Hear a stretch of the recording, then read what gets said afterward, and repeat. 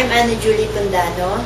I'm 34 years old, and my husband is working in Qatar.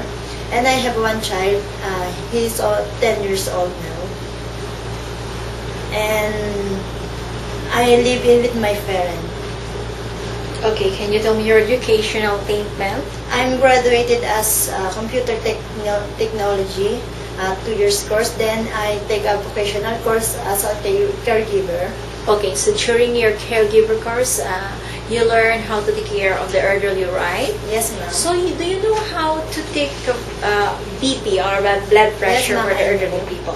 So, do you know how to take temperature, right? Yes, ma'am. So, you also experience how to take care of these infants or Yes, the ma'am. children? I experience. Also. Okay, so aside from this, can you tell me what else is your working experience? I have a work as a housemaid also. Year 2010 and 2000 until 2011, I'm assistant helper there, and I have duties like go to market, then help to wash clothes, gardening, ironing, and many else in cooking. Okay, so when you say when you cook, what kind of food you cook?